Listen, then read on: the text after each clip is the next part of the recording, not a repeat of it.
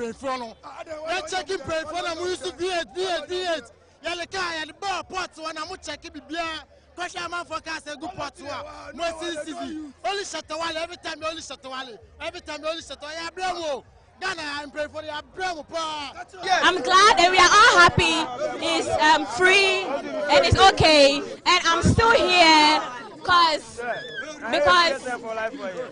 the love is so deep and intense. Wale is a national asset. Whatever, I mean, with the people that is here, it's proof enough that Wale is the dawn of all dawn.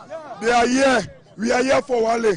And then Wale have done something we are not appreciated, because while Wale was inside, she was doing life for us. That life Wale is doing is no good. But we want to see Wale for year life. Without Wale, we cannot go home. Without Wale, we cannot sleep. Without Wale, we cannot eat. Without Wale, we cannot do anything. Shatta is safe. You know, your king is safe. Wandon is safe, and I'm home now. And I just want to say a big thank you for supporting, you know, and for being around me in times like this, because I needed you guys, you know, the most, because you guys are the ones that hold me down. Once again, I want to say, you know, a big thank you to everybody that has been in support of this, you know.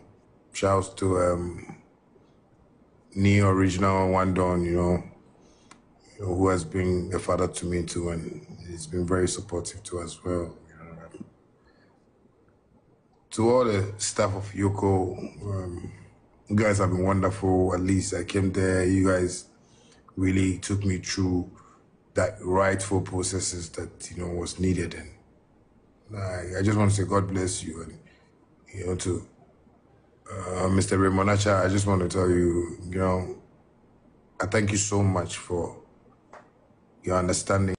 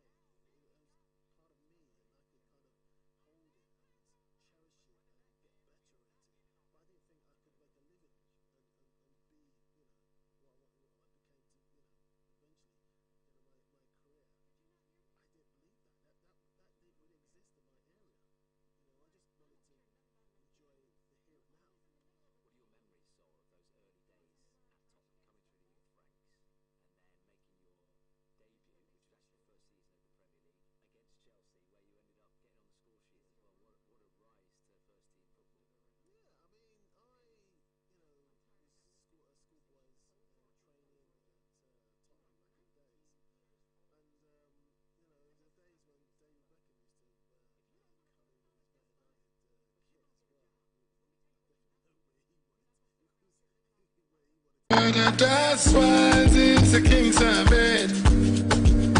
No throne, no roof, just a shadow's shed. Brick by brick, we built from pain. Under the streets lights, we carve our name. There was no long, it's in our fight. We chased the dawn through endless nights. Street corner.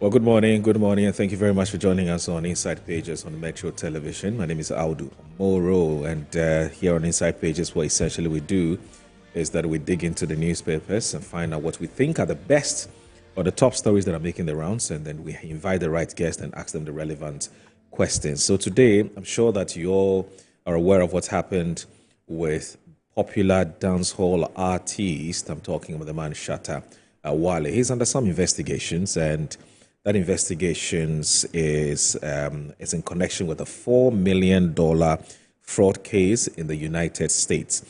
He's been granted a bail of 5 million cedis with 2 sureties after being interrogated for hours over his possession of a 2019 Lamborghini Urus that U.S. authorities are insisting was purchased with proceeds from a transnational scam.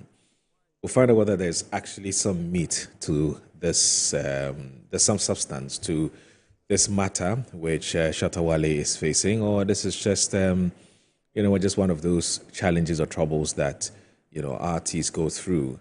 And we'll look at that on the show today.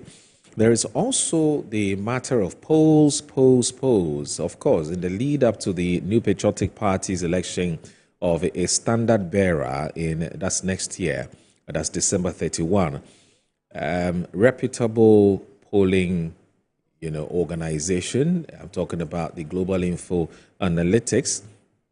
I'm talking about credible and reputable polling organization, Global Info Analytics, has come up with their new polls. And that new polls is suggesting that Dr. Mahmoud Bawumia, who's a former flag bearer of the party, is in the commanding lead with some 52%, as against his closest contender, who has some about 17% or so. We'll find out whether anything can change from now till December 31. My name once again is Moro Audu, and stay with us. We'll be right back.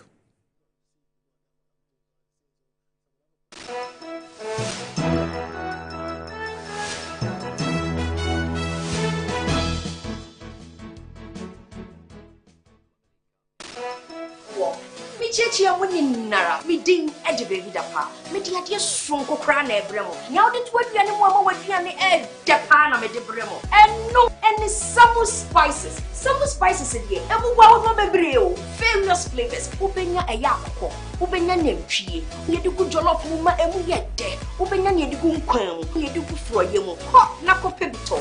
Na Emma with Piane, and yet dead. When you mean ya, young con your cocotin uncle for Eka. Down your communication, we all enjoy Uduba, that Samu spices. One in the essence, don't fight.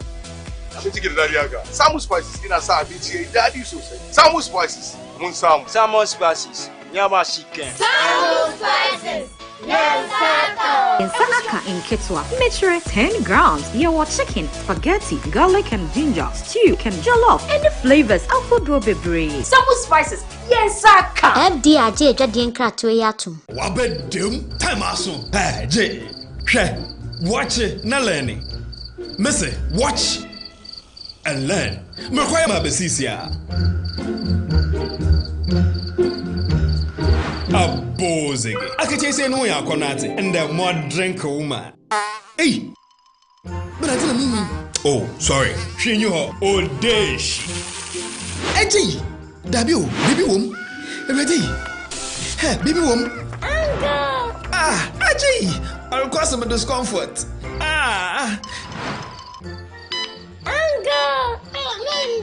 Sorry, well, uncle, where would the dad? Why your funeral? At your phone for Aerofield Trading. Sorry, it killed them all. No mum share Nanda Daya was a mosquito call is to do a munumu. Na say spray with them musa. Chaisima a dronum and sana ko dynamo. And Kratoi FDA Ajatum. We brought you the first two conferences, which were awesome. Great leadership ideas shared. On popular request, the third in the series of Women in Strategic Leadership Conference, put together by ASWAM and Tarragon, comes off on September 24 to 27 at the Plash Camp Chache Resort, Adan. Come, engage with astute women with great leadership ideas and skills on the conference theme, Women at the Helm, Driving Strategic Change. On the bill for this special conference are outstanding women such as Genevieve Pearl Duncan Ubobi, banker, trainer, SME consultant, speaker and author. Miss AC Mills Robertson, Director of Inclusive Banking at Fidelity Bank Ghana, and Mrs. Augustina Atkinson Dadebo, Counseling Psychologist and Assistant Registrar, UPSA. Do call 059-205-2286 or 024-403-5731. Come and let's advance women in leadership while creating a supportive community as well as empower women in leadership.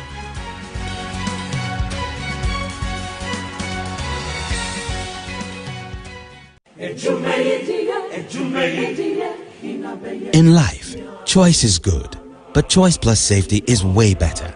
Your safety and comfort is paramount. Under the cylinder recirculation model, you can buy LPG in a safe environment. All cylinders are inspected and maintained to the best safety standards, so your safety is assured. Just take your empty cylinder to the nearest exchange point and swap it for a filled cylinder. Different cylinder sizes will be available to meet your pocket size. Imagine cooking in a smoke-free environment. This will improve the health and well-being of you and your family. Choose LPG in a safer model of distribution. Cylinder recirculation model. Securing your safety. Creating more jobs. A message from the National Petroleum Authority under the patronage of the Ministry of Energy.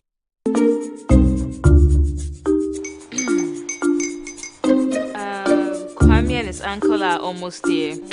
Wait a minute. This one too, your friend Kwame. Wait, Kwame.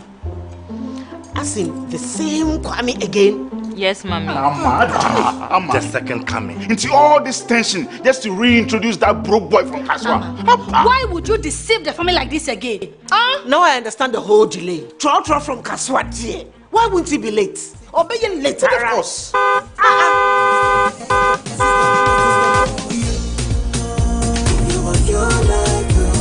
Star 712 hash, star 712 hash.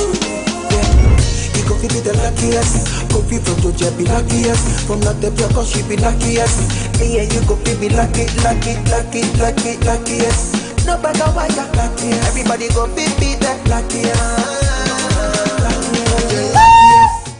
God, Kwame! Send your God up boom. If you put it to so would the coming of the Son of Man be. Hey. Is that his car? Dial star 712 hash. Choose your ticket. Enter your lucky number. Follow the prompts and let destiny handle the rest. This promotion is regulated by the NLA on the Caritas platform.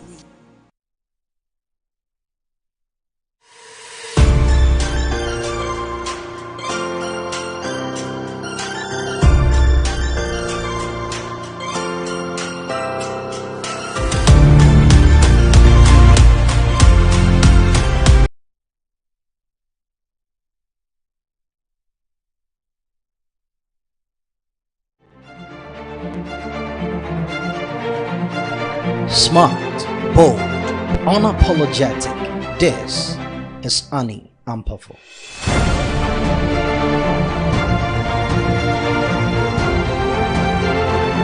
The voice of reason, a force of media. She's the one Ghana turns to every Monday morning for the headlines that matter and the conversations that shape all of us. And on the basis of Article 34, that's the Directive Principles of State Policy, we meet here again this morning, and you're welcome to Good Morning Ghana.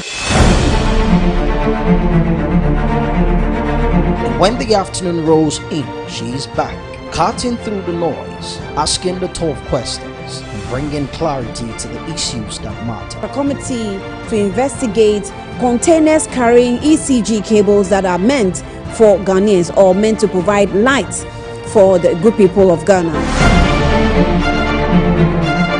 In the morning, in the afternoon, Annie Ampofo isn't just reporting the news. She's shaping the conversations that shape all of us. Annie Ampofo, smart, fearless, unmatched, only on Metro TV.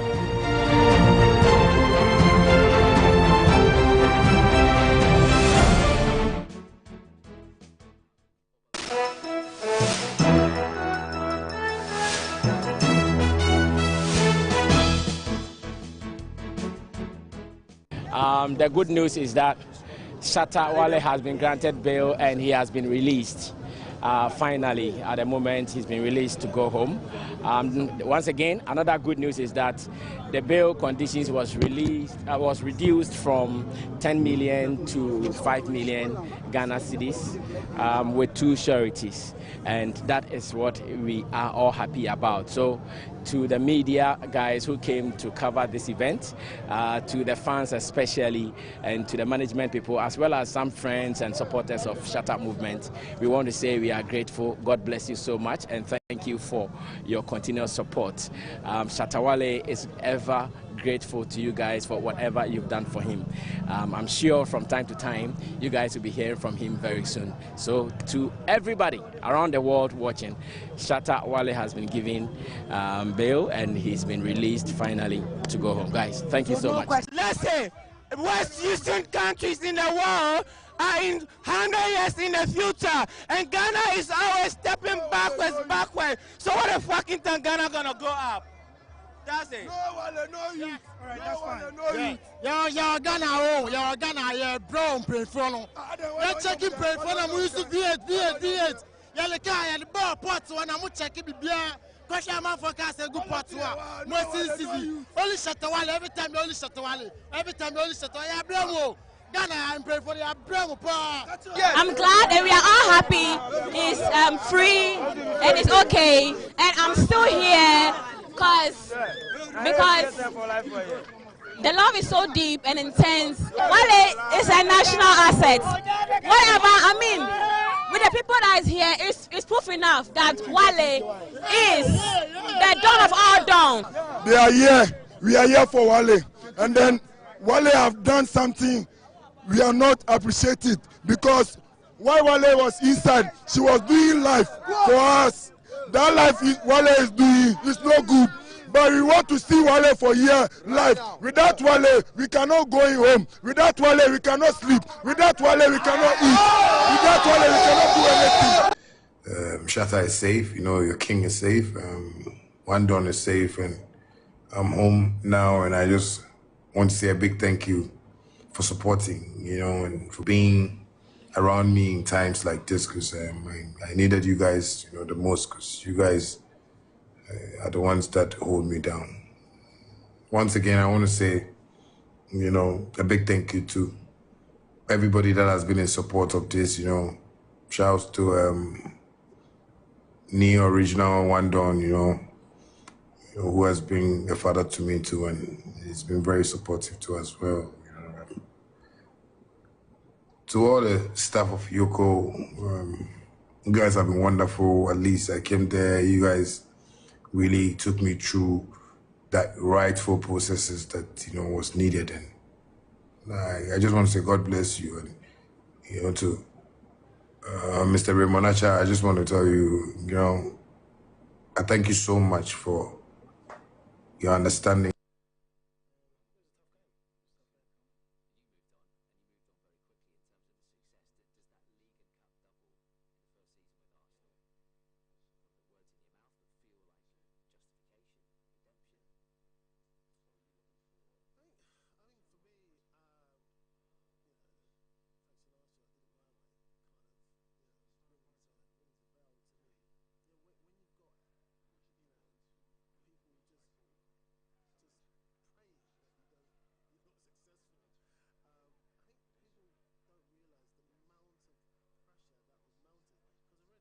That's why it's a king's bed.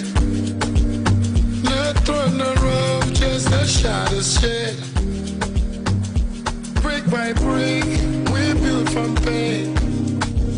Under the streets lights, we carve our name.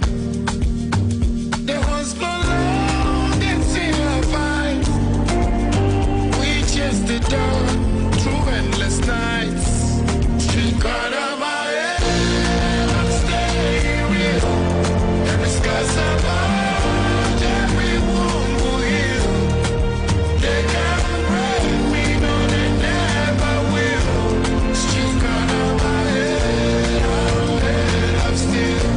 Street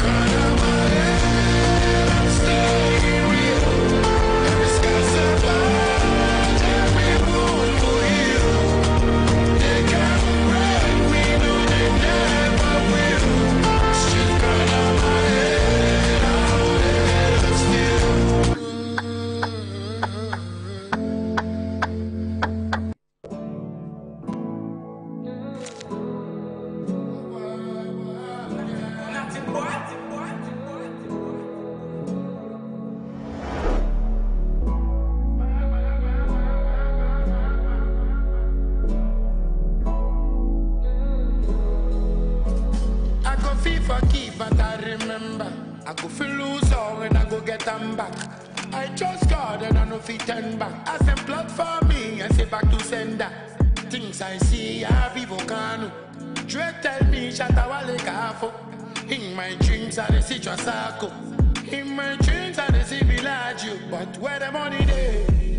Where the money day? We don't feel find them. Many things we do. Many things we do. But we don't feel catch up. No one of them say, God time be the best time. God time be the best time. One man, I just friend, I see friend and say, I see they see me today, how do you feel? You know, see, I be so mean. The God I worship, no cheat. What I tell you, say, I go do what I do, when I do, I'm sorry. How do you feel? You know, see, I be so mean. The God I worship, no cheat. What I tell you, say, I go do what I do, when I do, I'm sorry. Back in the days, things I tell you, you know, believe that was funny. I tell you, when you get God, I say, fuck money. Cling out alone, go bring that money. Sometimes you frown when I tell you to laugh. We know fever water, we don't know where we go bath. If we get short, you wait for God so lash. And they put the pressure, but some people know they bad. Time no day, time no day. Why we the waste time? One job for it, one job for it. To be on the next bus. When you walk a gas, ya be a boss. That you need a mishika, ninya la pass. Bandana game, none shall pass. I see they see me today, how do you feel? You know, see, I be so mean. The God I worship, no cheat. What I tell you, say, I go do what I do, when I do, I'm sorry. How do you feel? You know, see, I be so mean. The God I worship, no cheat. What I tell you, say, I go do what I do, when I do, I'm sorry. You know, see me today, how do you feel? You know, see, I be so mean. The God I worship, no cheat. What I tell you, say, I go do what I do, when I do, I'm sorry. How do you feel? You know, see, I be so mean. The God I worship, no cheat. What I tell you, say, I go do what I do, when I do, I'm sorry. The good news is that Shatta Wale has been granted bail and he has been released. Finally, at the moment, he's been released to go home. Once again, another good news is that the bail conditions was reduced from 10 million to 5 million Ghana cedis with 2 sureties, and that is what we are all happy about. So, to the media guys who came to cover this event, to the fans especially, and to the management people, as well as some friends and supporters of Shatta Movement, we want to say we are grateful. God bless you so much, and thank you for your continuous support. Shatta Wale is ever grateful to you guys for whatever you've done for him. I'm sure from time to time you guys will be hearing from him very soon. So to everybody around the world watching, Shatta Wale has been given bail and he's been released finally.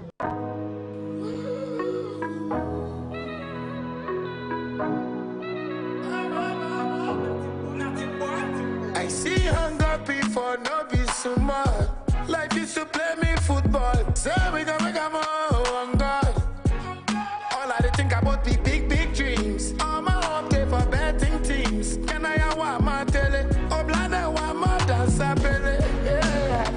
Hello, who is? If like you, Papetti. I said, no, try call me again. You make me feel like nobody. Thank God I leave you far away. Hello, who is? If like you, Papetti. I said, no, try call me again. You make me feel like nobody. Thank God I leave you far away. Papetti, your mother. I swear to God, if I catch you, your father. Because of you, man, your feet by shatter. If you no big guy, they will save me like today, yawa. Don't come here, I don't want you. Come here, my money, I go gone you. Go fear about. Thank God you show me how to bank. As I they pray for favor. Only me and Jehovah. One man, Shatta Wale conquer. Be talking to God, oh. God, don't feel my cup, oh. Clear every obstacle. I know come this life to fail. You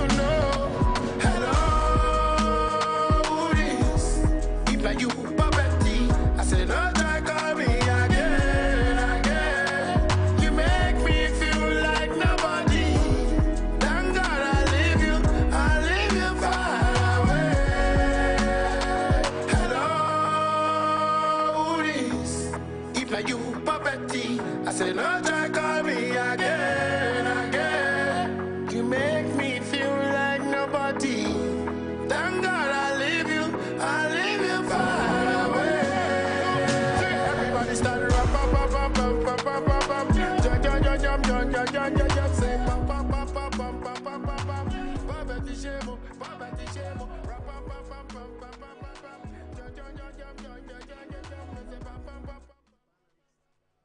All right, so we've been enjoying some Shatta Wale tunes. You know why? Because today we're going to spend a wee bit of time talking about Shatta Wale. There's a clash between the glitz of showbiz and what I'll term as the underground of financial crimes. That's how I can put it. It's some sort of a clash as far as the Shatta Wale matter is concerned. But we want to kickstart with the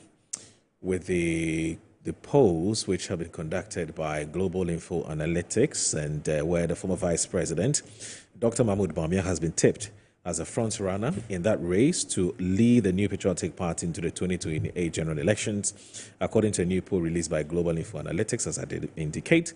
Now, the poll shows that Dr. Mahmoud Bawumia is commanding 52% support among NPP delegates ahead of the party's upcoming presidential primaries.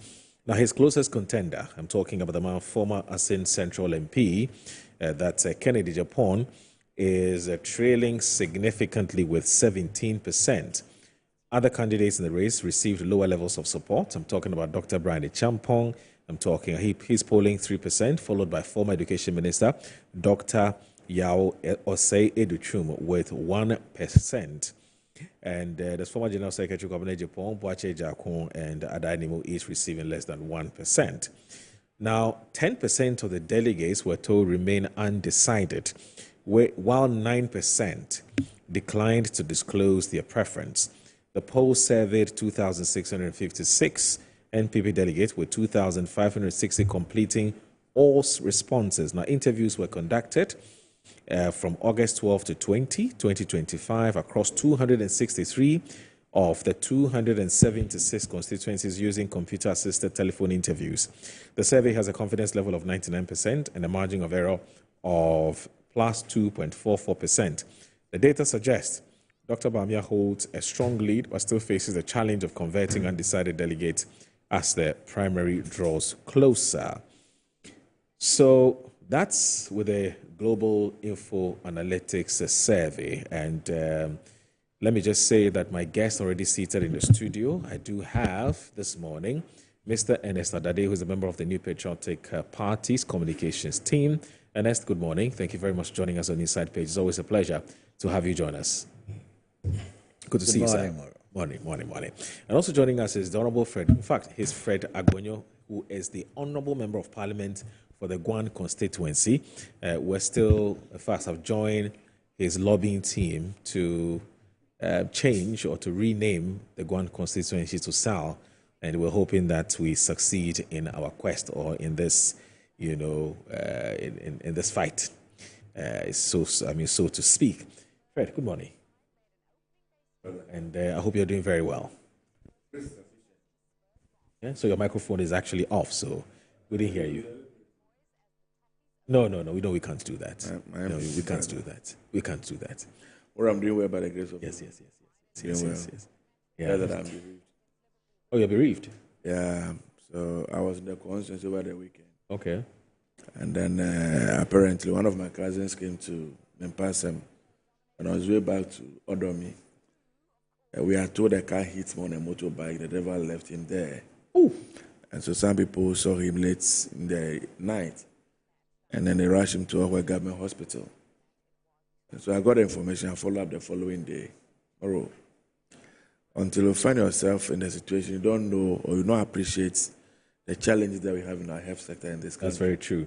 I'll come back to you on this because it's a very interesting story that you're telling us. Not interesting, it's a sad one, actually, story that you're telling us. But let me just say that the man who heads Global Info Analytics is the boss there. He's the executive director. And I'm talking about the man, Mr. Musa Dankwa. He's joined us here. Musa, assalamu alaikum. Alaikum assalam. I'd say lafia. Lafia. So it's always good to see you.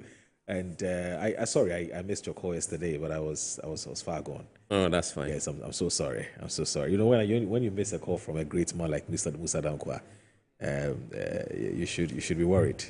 You know, because he's a man of ideas. He's a pollster. Yeah, he's a pollster, but he's also a very good friend. Dangerous as if I missed a call. Your boss. No. The thing is, he's an extremely busy man. So when you miss his call, you must pray that when you call back, you'll be able to reach him. I'm looking at it. You know, one of the things that many people don't know, people think you just poll. I think that not many people know that you have other areas of expertise that you basically use, that you make available to organizations, and you're being paid for that. I don't think many people know that. I don't know that. I may be wrong. No, they don't want to know. So you also don't want to bother. They don't want to know. So I don't want to bother. It's quite easy to find out the people's background these days. I mean, you can see them on LinkedIn. You can see what they do. But they turn a blind eye and think that you just go around with your The thing is, we're not typically a reading society. I mean, that's dangerous. Yes, I know. We're not a reading society, and that's the challenge. I mean, we're not inquisitive. Yes, you don't want to read. We're not inquisitive. Yeah, I agree. I think that it's curiosity that gets you to want to know. And if you want to know, then you have to read. We're not curious. Yeah, we're not curious enough. I agree with you. One of these days, we'll probably have to do a one-on-one again and let the Ghanaians, let the people know who you really are beyond just the polling job that you do. But Fred, you're telling us about this very tragic and unfortunate. Yeah, let me just cut a long story. Sorry. I'm told that Dr. Kwesi Amache from KN University has joined us. But let me just introduce him, and then I'll get you to tell your story, and then we can start a conversation with him. Doc, good morning. Thank you very much for joining us on Inside Pages on Metro Television. Good morning, and thank you for having me. Thank you, and I hope the family is fine. Everybody's well. Yeah, by the grace of God, we are all doing good. Thank you. Now, Doc, just give me a few minutes. The Honorable Fred Agbenyo was just telling us a story about a casualty that has befallen one of his constituents, and we just thought that we'll just finish with that story in the next few minutes, and then we'll kickstart our conversation with hardcore politics and what's happening in the New Patriotic Party. Yes, please go ahead. So I arrived at a government hospital on Monday, and doctors tell me they've called Collie because they have to refer him to Accra. They don't have a machine for MRI. They don't have CTC machine, anything over there. And so the person was just on a drip. They called Collie, they said there's no bed. They called 37 Nobel, UGMC. And so they didn't know what to do. And so finally, I had to also use my contact, make calls here and there. Finally, 37 accepted that we should bring the person.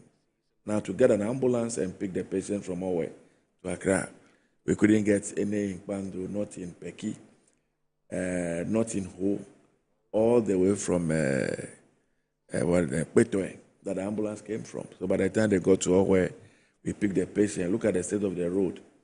So we arrived in Accra about around 9 p.m. 37 hospital, we have to go and do the lab tests and everything. Tomorrow, just a day before yesterday, then he passed on. And I believe that if he had received immediate medical care, just maybe would have saved his life. Unfortunately, we did everything that we could. He passed on just like that. I think that when it comes to healthcare delivery, all of us must come together and do whatever we need to do, and make sure that we keep the hospitals very well. Our government hospital, as we speak today now, is supposed to be the Volta Regional Hospital, but Trafalgar has become a teaching hospital. And so how on earth can we say that a whole regional hospital doesn't have an ambulance, to carry a patient from one point to another? And it's quite worrying. They don't have basic lab equipment that they can do tests in real time to be able to give proper care to patients. And so all of us, we must unite in the call for us to retool our hospitals and health institutions across the country. I've had my own personal experience in my constituency. You go to some of the cheap compounds and, common basic paracetamol is not there to be used for anything. And I don't think that it is proper and something we need to gloss over. We can't continue to play the usual partisan politics with things like this. It can affect anybody. Anybody that could have been in a situation like that. And so let me use this opportunity this morning to my condolences to the bereaved family. and friends and everybody who play an active role. The doctors and nurses at 37 Hospital did their very best, to try to save his life, but unfortunately, they couldn't. And so we empathize with everybody, especially the family members, and then I urge them to remain strong until we find a befitting burial for our late brother. I mean, these are daily experiences that Ghanaians go through, daily experiences, but it also speaks to the quality of the healthcare delivery system that we have in this country. And until sometimes it hits persons like you who have some visibility and some clout, I think that oftentimes our leaders don't take some of these things very, very seriously, or as seriously as we would wish. And I'm one of those people who've said it time and again that some of the deaths that occur in this country are deaths that are preventable, avoidable. But it's just that we don't value human lives in this part of the world. We don't value human lives at all. I mean, when you're watching movies or you've even lived abroad, you see the extent to which medical practitioners will go just to save the life of an ordinary person. We're not talking, a public official, ordinary person. If you know the whole way road, when we got to a point, the ambulance, I was driving right behind the ambulance driver. Yes. And it got to a ram, and I didn't know the road was not, the patient, I'm told in the ambulance, were in the ambulance, jumped from the bed, and somebody with that head injury and all that. So in a very serious country, a helicopter or something would have gone there to pick the patient up quietly within 15 minutes. So you have to drive close to 5-6 hours, because the nature of the road from Norway to Accra. So for with more than 24 hours, the patient hasn't received any major attention, and blood was oozing from his ears and his nose and everything like that. But normally of us, we come with Nyami Nema and Nyami Neji. And sometimes you wonder which Nyami Nema and Nyami Benes Neji. And we use that to console ourselves, and it ends there. I think that the time has come for us. I get a feeling sometimes. I don't know whether the right thing. I don't know whether it is our lack of understanding of our own religion. Because in the mind of the average religious person, so I'm Muslim, and I believe God gives, He takes. But does that mean that I should be negligent because God gives and takes? Does that mean we shouldn't build the hospitals? Does that mean we shouldn't train doctors? I don't know, Musa. I don't know. So I think it's as if we don't care because God gives and takes. No. Even those who brought the Bible, have a system in place for healthcare. Right. And if you go to Saudi Arabia, where the Quran came from, you have best hospitals. Absolutely. It's about just not being negligent. Being not thoughtful enough. Look, when it happens, we'll give it to God. But we must investigate the causes and put in measures to prevent such accidents from happening. It doesn't mean that because we believe in God, we should allow ourselves to be negligent. No. Yeah, but we have been investigating for a very long time. No, you see... Do we learn anything at all? Look, Moro, healthcare issues are fundamental to the well-being of this country. What stops us from having very good, decent hospitals in every district? That's the problem. Yeah. That's the problem. If I go to UK, I'm not well, in Rochester, I just go maybe 5 miles down the road. Doesn't matter what it is. Nobody carries anybody from Rochester to hospital in London. You have access next 5-10 minutes. They bring the healthcare service close to you, close to the people. You don't need an ambulance. If you see an ambulance carrying somebody, then it means it's a complex accident that has happened somewhere remote. Yeah. Other than that, I mean, it's just I don't know, but it's just our mindsets. But anyway, let's get on with our conversation for the day. So Musa, you're in the news, obviously for good reasons. You have polled. And this polling we're talking about, you've done two things, but today we're going to focus on just one, which is the Bawumia one. Now, your polls are revealing some very interesting findings.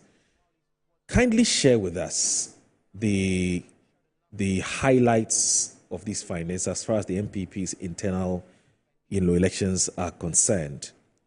And let us know whether First of all, when did you do the polls? How many people you spoke to? And is anything likely to change based on what you have polled from now to, say, December? So these are just 3 questions in one. Before I bring in Dr. Kwesi Appiah. Right, Moro. This is the first MPP delegate polls we've conducted after the 2024 election. Okay. That are being made public. There are ones we have made, but we haven't put them out. These are the public ones. Right. We sampled 2,560 delegates. Okay. Sample. Right. We don't need to interview all the delegates, find out what they intend to do. As I've heard some people still making this sampling argument very daftly. And that's not research. It's still shocking, but this is Ghana we are in. These delegates were picked from 263 constituencies out of the 276. Oh. 263 out of 276, randomly. So you don't get bias selection based on where you think you should poll. No. Okay. But to guide the system, we've allocated a sample to each region based on the weight of that region's. Yeah. So that's the methodology and approach you put up on the screens. Yes. So then the machine is restricted from picking a particular number of calls from certain regions, regardless of the constituency. Right. Randomly. Right. This was done through telephone interviews, and then the confidence level is 99%. And then the margin of error for this sample we have chosen is 2.4%. If you understand sampling and you understand confidence level and margin of error, you will know that this is a sample that will give you this margin of error. The interviews were done between 12th August and 20th August. Now, I will start by revealing some key demographics, which in the end underpins what is happening in the race. Because people tend to focus on the headline numbers. It's leading by 4%, 10% here and there, forgetting about the demography of the people we are talking about. The delegates are heavily male. 77% of the respondents were male. 23 were female. It means male dominates in our political party system in terms of the grassroots. Age profile. You have 18 to 24, just been 1%. 25 to 34, 17%. 35 to 44, 8%. So if you add these two, about 36% of MPP delegates are below the age of 44 years. 36%. Yeah. The remaining 74% are older than 45 years. In the country, about 75% of Ghanaian voters are below 35 years of age. Okay. In MPP delegates, it's the reverse. Right. So when you say that it doesn't reflect the feeling of what you may be hearing, what you are hearing now is from Ghanaians and typically MPP voters. They are not the same people who are going to elect the flag bearer. Those who are going to do so are aged 45 years and above. Let that sink in. Yeah. Then you look at the educational profile of these delegates. 45% of them have junior high school qualification. Then you have 19% senior high. Tertiary, 28%. No formal qualification, 8%. So if you combine 45 of junior high at the most highest qualification they have, which sometimes you can even break it down to Science 7, it is a different type of... GSS is the broad category for those who done normal GSS and Science 7 people. If you look at it as a pyramid? Yes, a pyramid. So you're talking about the base? Yes, the base. Okay. So it is either, it's total of 53% of the delegates who have seen junior high as their highest level of qualification. Okay. Senior high is 19%, tertiary 28%. Actually, the only demography that matches the national is the tertiary, which is the same as national average, and no formal education, which is slightly 3% lower than national average. So that one is fine. But in terms of junior high school, it's a complete reversal. So whatever you are seeing as normal is not what is happening in the delegates' population. Now, before we even went to say who would you vote, we asked them a few questions to enable us to get into their head to see what they could do if given the chance. We asked them whether they believe that there should be wholesale changes in the party leadership. Okay. Just to see how these guys will vote in the end. Those who believe in changes in leadership will vote for the other candidates who are competing against the Bawumia and the establishment candidate. When you ask them, 30% said yes, they should be agree that there should be a wholesale change in party leadership. But only 48% said no, there shouldn't be. So nearly half of the delegates don't believe that there should be a wholesale changes in the party leadership, which means General Secretary is one, flag bearer is one, but the chairmanship, because it is not well, is sick, that is a bit of a different story. And you can see that reflected in the way the poll looks in the chairmanship race.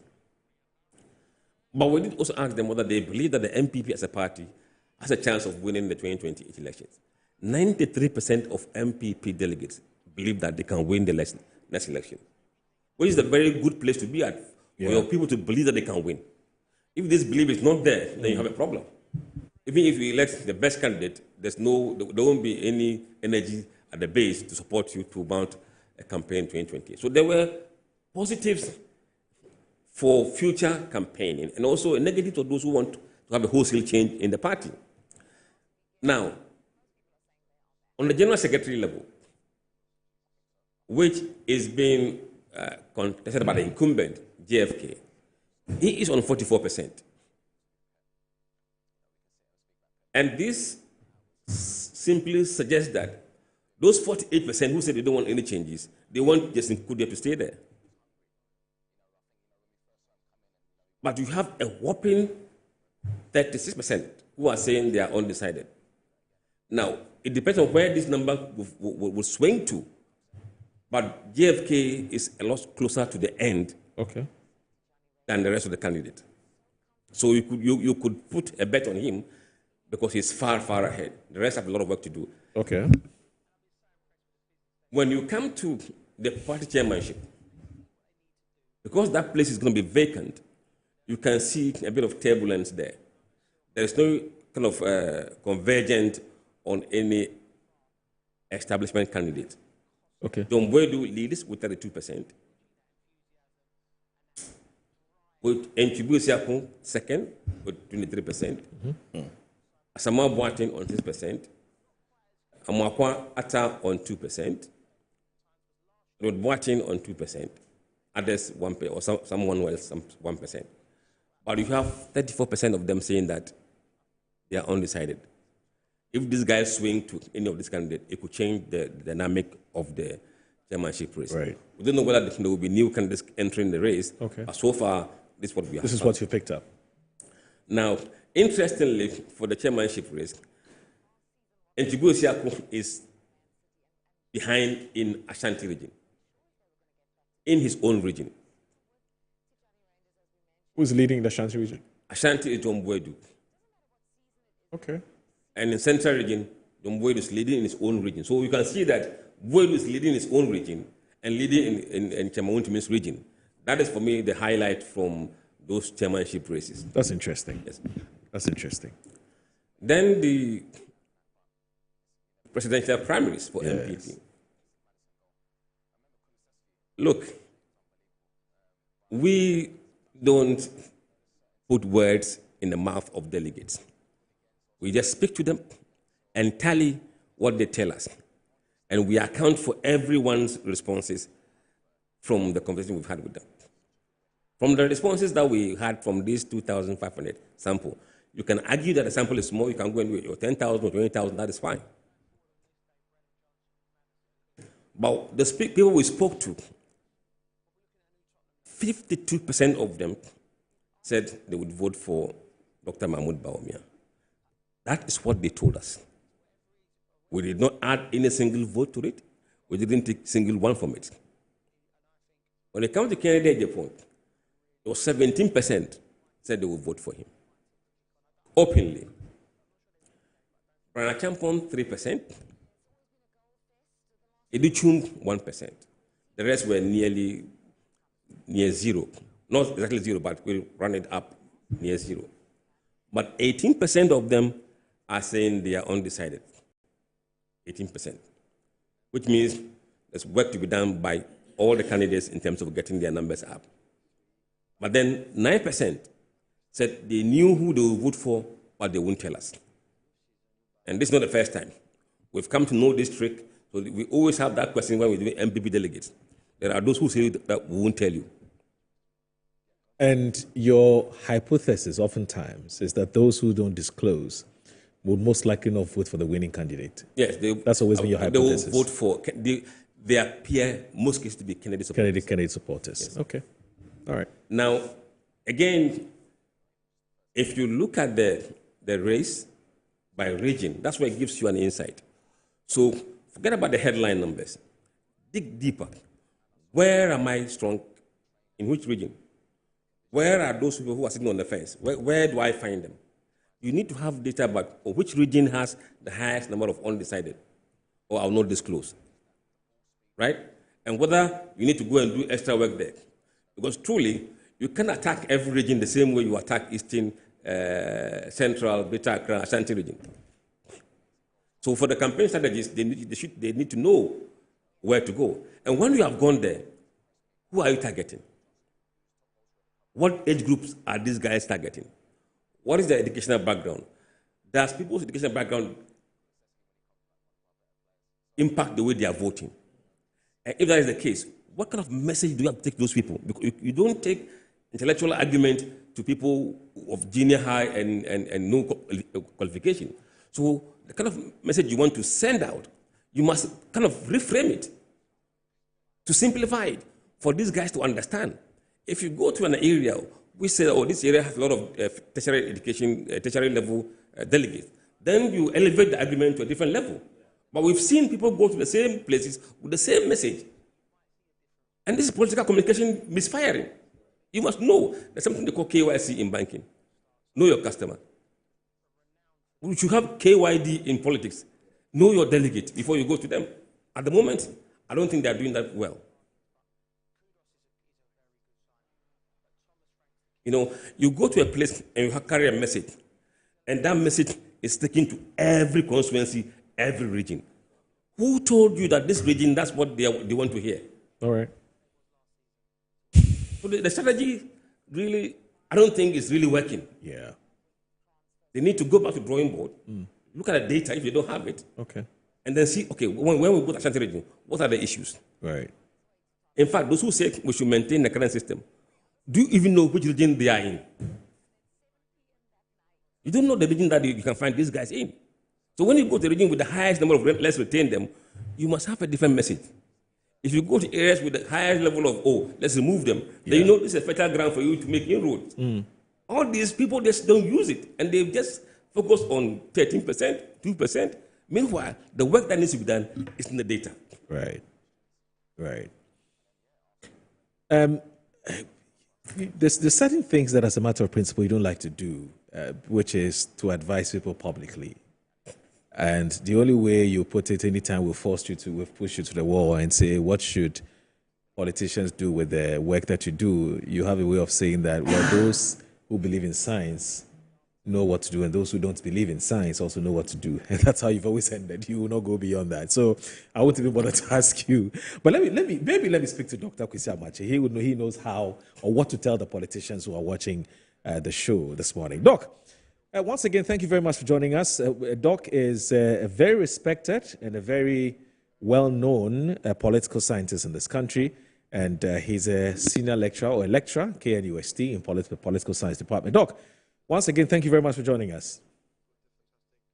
It's a pleasure having me. Okay.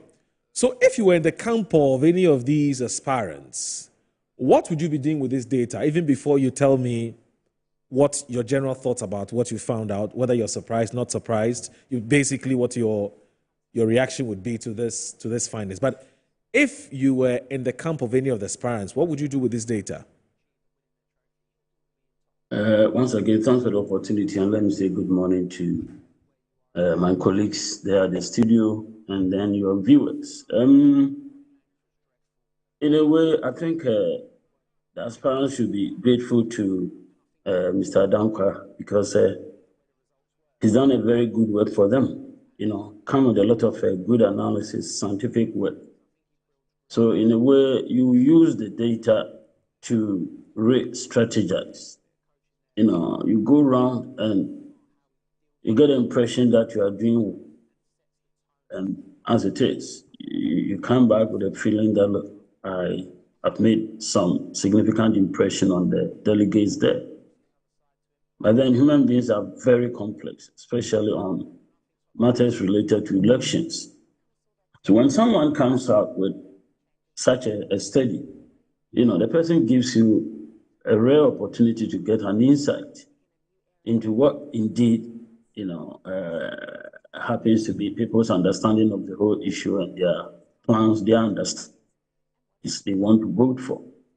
So it gives you an opportunity to sit down with your team, review everything, and then re-strategize on the basis of this free information, provided you. I know that ordinarily the candidates will all be getting some sort of study of this nature done for them. But generally, the problem of values, values and then politics, some people are not very strong. They can't look at the face of people and then relate to them based on the realities on the ground.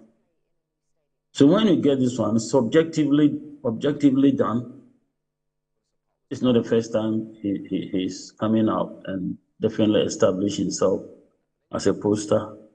And generally with, some work of this nature, as time goes on, you get more insight into what you do. So your work becomes even so polished. So you want to take advantage of this.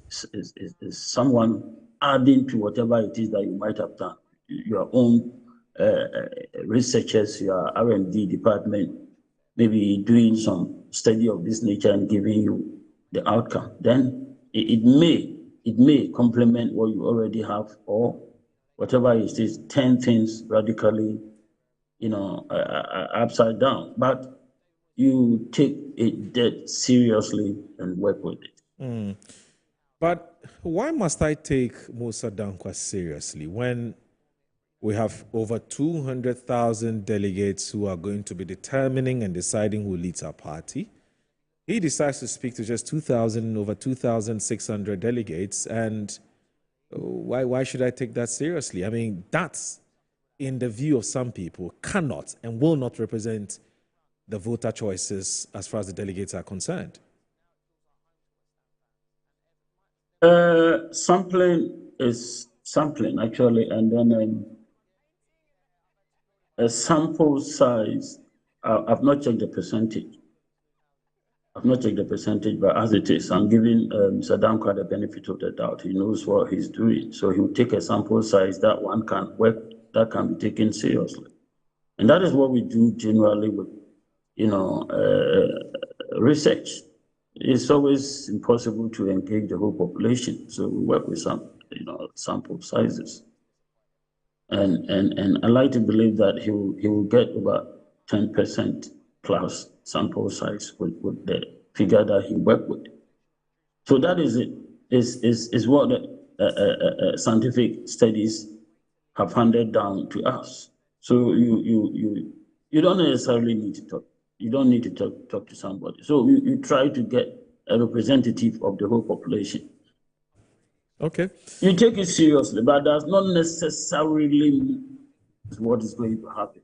I mean, have they started to campaign at all? Has the party open up for these candidates to campaign. I don't think so. Right. They might be somehow informally going around. I don't know whether the party has opened up for them to start campaigning. You know, for now, the party has given them up to the 28th of August this month to pick up their nomination forms. I'm doing a show. So they've not started to campaign. Hasn't started. To my understanding is that the outcome of the study. Yes. The outcome of the study represents people's position as at the time the study was conducted. Is it possible for some to go through change for one or two reasons? It is possible. But the key issue is the sampling frame that he worked with, and he realized that he was very, very careful to capture a bigger size of the population. He was very careful. So you have, you can really speak of the sample as very representative of the whole population. So you can't play down on it. But then there is time. People are yet to go down to engage the delegates and lay down their cards on the table. And you see, politics is driven by interest. So the question is, what have these candidates got for the delegates? Their plans and strategies, that is pushing them, if you like, to want to lead the party. So what is in it? What is in it for these delegates? I think I won't be surprised if there's change. But as at the time the study was done, a confidence level of 99% is outrageously high. It's outrageously high. You have that high percentage of people who have decided to, vote for Dr. Bawumia, 52, and that's quite big. But then it is possible, for some to go through some change. And also, a sampling does not necessarily capture all the nitty-gritties. There might be, outliers, that might not have been captured by the sample, but it won't deviate significantly. It won't deviate. Given that it's 99%, it won't deviate. I see. So that's my understanding generally as a. Okay. What do you make of what do you make of the findings, though? He's looked at national chairman race, he's looked at general secretary race, and then he's looked at the presidential primaries. But I'm sure you may want to start with the presidential primaries. Any surprises here and there? What's your take on the numbers that you're seeing? Dr. Bawumia virtually is the public face of the party. And he has been so for a long time now. When he came out, he did demonstrate. He had stuff under his sleeves. And we bought into it. And so he's been in the MPP. He rose very, very high up until, at the end of the day, things went the way they went. And so in the public face, I'm not at all surprised about this. All the others are trying, to put their best foot forward. But I've already got someone there who's established himself. Immediately after the elections of last year, the party came out in the name of a thank you tour. Then they tried to get Dr. Bawumia to do some damage control exercise. Well, it means that some people in the party felt that something like that was necessary. Once again, it gave him a pole position ahead of all the others. And so the party structures and everything have already projected Dr. Bawumia. I'm not at all surprised about the outcome of this, study. I mean, it is to be expected. So the others are, they are trailing. They never had the opportunity to show themselves what is in them, what they can do for the party. today and tomorrow, what they can do through the party for the country. They've never had any such opportunity. It's all Dr. Bawumia. And so, I mean, if he comes out this way, it's only to be expected. I see. I mean, look at the numbers that Kennedy Japan, the likes of Dr. Brandy Champon, Dr. Yao Osei Duchum, the likes of Boache Jakun Kwabneje Japan are polling. What do you think? What do you make of the numbers? I wish the numbers could be projected again so that I could speak to it. Okay, so yes, I know Dr. Bawumia is 52. Yes. No, Dr. Bawumia 52%. Good. Yes, you see the numbers. 17. I mean, we can just stay there. Between Dr. Bawumia and Kennedy Japan, I mean, we can just stay there. You know, the difference is outrageously high. And the others are barely, if you like, surviving. The others are barely surviving. Doc, if you were to add the undecided, yes, plus those not disclosing, and add everything to that of Ken, still he'll be trailing. And so, indeed, Dr. Bawumia is in a commanding lead. No, Dr. Bawumia is in a commanding lead. But it's due to what I've been talking about. The party has marketed him. The party has marketed him. It started from the very first time he came out on the scene and, supported Nanado's bid to become the president. He's been around all the time. So he's hugely marketed. The others are only trying to show up, but somehow they've never had the opportunity to do that. Let me make this forceful argument. So you get an impression that the party structures are all working to, if you like, project Dr. Bawumia. So this outcome is, not at all surprising. It's not, at least to me. On the back of the theory of half glass full or half glass empty, is it Dr. Mahmoud Bawumia who is very popular, or it is that his contenders are so unpopular? Okay. In the party, within the party, you see, politics is interest. And at this level, people are very calculated, and you realize that the delegate system the MPP operates itself, to me, doesn't meet the minimum requirements of democratic electoral arrangements, And so it lends itself to manipulation. Such a system lends itself to manipulation.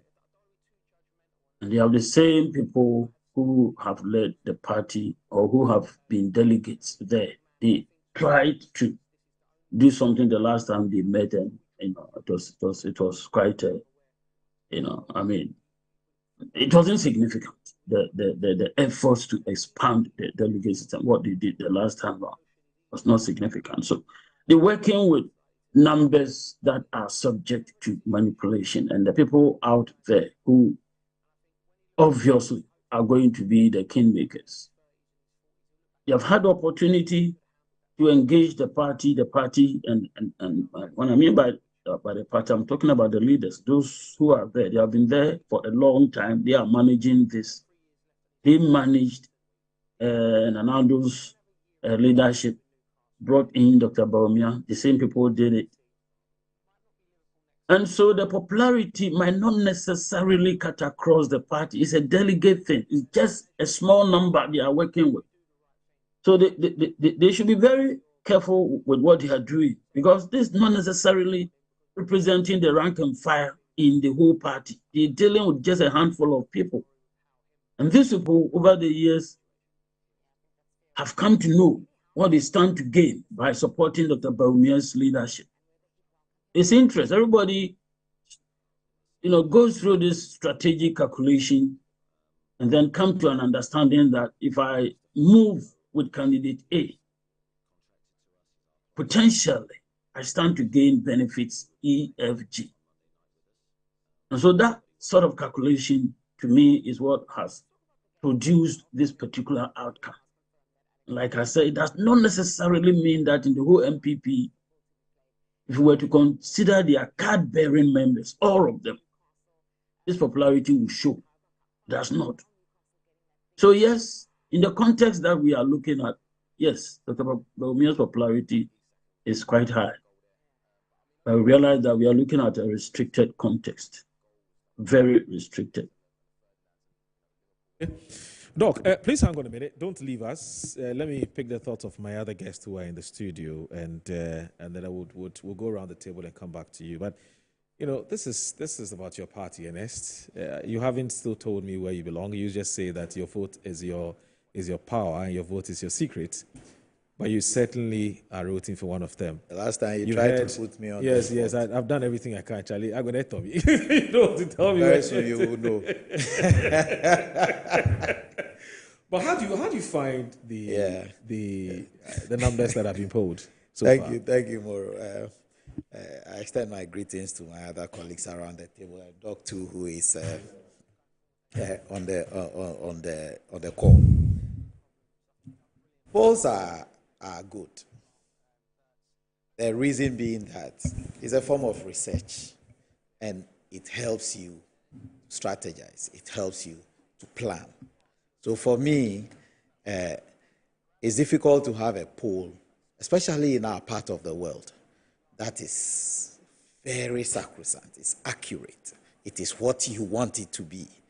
Because sometimes in this part of the world, we try to be careful whenever we are disclosing certain things. And I can tell you on authority that for fear of, quote and unquote, some system, possibility of some system reprisal, like somebody was telling me yesterday, we were discussing it yesterday, and he was saying that after Kwabena Afoko, everybody who is speaking in the MPP especially wants to be careful so that you don't step on any big toe that will come back to come and hunt you.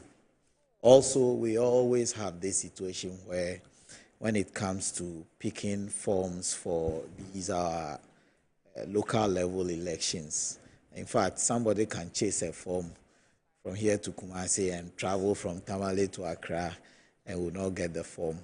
It's always been so. So if the quote and unquote fear of what people call mafia, somebody trying to play some tricks on you when you want to be a delegate, when they call you, you are careful. And there's a lot of calls going on. I have been a delegate all these years. So I get the calls too. And now what somebody was telling me is that the calls that you will get, and somebody will say, oh, I am calling from maybe Kennedy Japan camp, may necessarily be coming from another camp or otherwise. So that's where I have an issue with the outcomes, because now you become very careful. A lot of the people you are seeing, for want of a better word, will not want to step on any big toe. So sometimes they are careful, but I don't discount such things.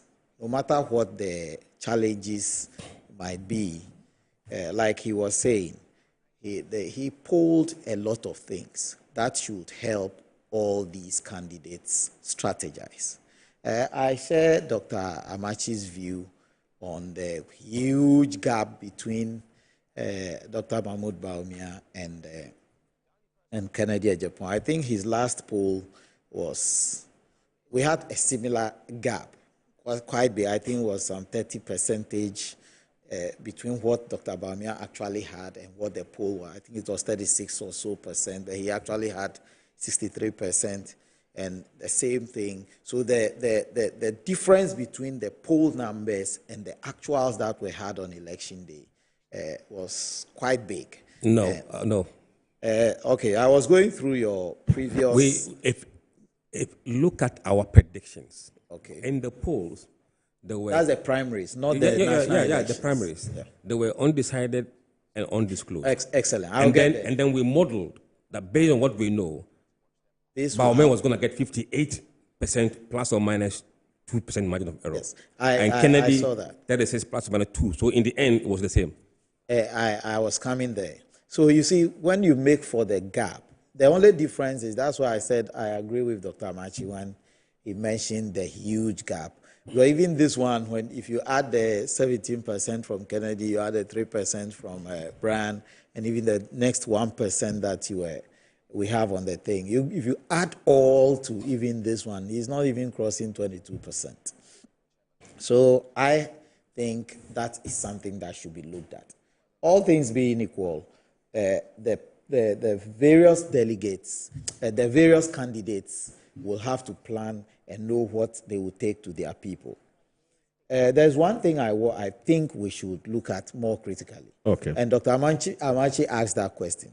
Has the campaign started? No. In actual fact, the real campaign hasn't started. Right. People are doing their own underground work and talking to people and all that. But people haven't started selling their message. And the most prominent person that the delegates have known and can speak to definitely at this time is Dr. Mahmoud Bawumia. So effectively, if you call them at a time like this, they know what to tell you. So I would rather wait for the candidates to step out and begin to speak to the people. And then the next poll that he will bring, or any other person will bring, we will be able to interrogate that one better, because that one will be better placed, because they would have finished they would have maybe completed some one level. But you can always trust Musa Danquah that then, he's not going to be the first. Oh yeah, I know he will do it. I know that one too. I'm sure maybe 3 months before. You know, this is a baseline. Okay, this is a baseline. So before you started, see where you are. Yes. And you measure what you are doing against the baseline. Exactly. That's what. So let's see how things will turn out. You think it will give you a much more clearer picture? A far better picture. Okay. Because now it's like we are in a race. Yeah. And the Dr. Bawumia had run the race. He's gone one round already. But here's the thing. Sorry, Ernest, and let me do this briefly before I come to you, Honorable. Don't these delegates know these gentlemen we're talking about? They already? know them. Don't they have a fair idea of what they can do or cannot do? Do you honestly think that the real campaign, when the campaign mode is activated, it would significantly change the dynamics? Let me tell you something. If you go on the ground, okay. I told you I'm a delegate. I'm with the people. Okay. If you go on the ground, the sympathizers of the party who are outside these 280,000 that we are targeting, that will be voting for the candidates to select the candidates, majority of the people on the ground are saying, if you bring a certain particular candidate, for example, they are saying if you bring Kennedy, we will vote. Yes. And what was our problem? I kept telling you that Fred wouldn't have been in power today if our people came out to vote. So if the 6.7 million thereabout that we had in 2020 came out to vote, Fred would still have lost by close to 400,000 votes. 400,000 votes is what he would have lost by, even with his current numbers. So what I'm saying is, what kept the people home could be the same now. That you didn't bring the candidates that we wanted. So even in parliamentary, we lost certain seats that we have never lost and we never imagined MPP will ever lose. We lost them. Sometimes there are so many reasons, but one of the reasons that people keep mentioning is that we wanted candidate B, you gave us candidate A. Is the situation still the same? If they go to the ground and they begin to speak to them, what is Kennedy going to tell the people? Kennedy is going around telling them that when you were left, when your party was in power and people left you behind. So I see the person who fought for you. Ernest, I see a bigger problem. Yeah. The bigger problem is that our current delegates, and perhaps for both NDC and NPP, the delegate system may not necessarily be reflective of the aspirations or expectations of the preferences of the masses of the party. Do you get what I'm saying? The delegate system as we have it now for both NDC and NPP. I mean, more it's a quick one on that point. In the July poll, yes, among NPP voters, yes, those who say they are NPP supporters, yes, Bawumia is 70%. Interesting. And delegate, look at where he is. Yeah, it's a very anyway. Let me bring it further. In fact, I want to land on this. Yes. So that's why I'm saying this poll is a little early, but he said this is baseline. Of course, survey. Of course. And the baseline survey should tell us what's going to happen. It's going to affect a lot of the planning that the candidates will be doing. Right. So let's wait for the next one. But I strongly believe that there'll be some shift. There will be a huge shift. I see. I have that strong belief. You know, NS is doing a lot of ground. He's doing his own, how do you call it, informal or unscientific polling, and he's seeing things that we're not seeing. But you an NDC man, I mean, the MPP people are doing their internal contest. I don't think you'd have much to say. Well, Moro, good morning. Good morning to our viewers. Pleasure to meet you, Mr. Musanda Kwan. Oh, honorable. The attempt is to gag him or what? No, not at all. You know, he's the only one I can do that. I refuse the temptation. Well, let me start off by commending Mr. Musanda Kwan very highly. It is not that because he's here, that's what I'm going to say what I'm going to say about him. I have followed his work quite closely. And for anybody who believes in research, who commend him that he's doing a great job. It is not easy to do social research of this nature and come out with the kind of predictions that he comes out with, who are near accurate in most cases. Now, the phenomena of using data research to determine election outcomes in our part of the world is quite recent, as compared to other jurisdictions. In recent time, when you watch the data he puts out, and if you are one who understands how to interpret data very well, you would appreciate that it's not somebody you want to ignore if you are in the political space and you want to go for an election. It's one thing to see a data like that. It's another thing to be able to interpret the data and understand what the data means. Nobody conducts any research with a total population. You always will go with a sample population. The most important thing you want to look at is how representative is that sample. To the extent that the sample is very representative of the whole, you are quite sure that the outcomes we are getting, all things being equal, that will be the general account that you get. Now, the confidence level of 99% of the work that he did, how can you doubt that? More so when you go back and look at the work he's done in the past. We have had a number of people in this country who have tried to predict election outcomes. We know quite well most of them don't move beyond their laptops and their sitting rooms. So they know the demography and the geopolitics of this country. They do some trend analysis of how that voting takes place in the Ashanti region, and they draw conclusions, not based on any empirical work they go on the ground to do. And oftentimes, we see what they put out, how it differs completely from the eventual outcome. Same cannot be said of Mr. Musanda Kwan's work. And that is why I think that we need to commend and urge him to go on. Sometimes I sit back and ask myself, where does he get the resources from to do all the work he's been doing? I think that the state must show interest in his work. All political parties must be interested. If you take it for granted, you do so at your own peril. And so, Mr. Dankwa, keep on with the good work. NPP is a public institution. And for one that believes in multi-party democracy, for one that believes that one party must not remain in power forever and ever, you cannot ask me not to comment on what is happening in their party. I have been in political leadership right from the branch all the way to the national level, and so I have some fair appreciation of what it means to manage a political party and come out with leadership of a party, especially at this level. I am not surprised that in the chairmanship race, my brother and friend John Boydu is ahead. If you look at the people who are competing with him, Mr. John Boydu is not alien to MP politics. Right from youth organizer, became organizer of the party, he became general secretary of the party. It's gone through the mail, it's gone through the thing. and his work is there for you to see, you know. And so I'm not surprised that his party people think that when he's given the opportunity as a chairman of the party, he will be able to do better than perhaps we saw today. I believe the current chairman, Mr. What's his name?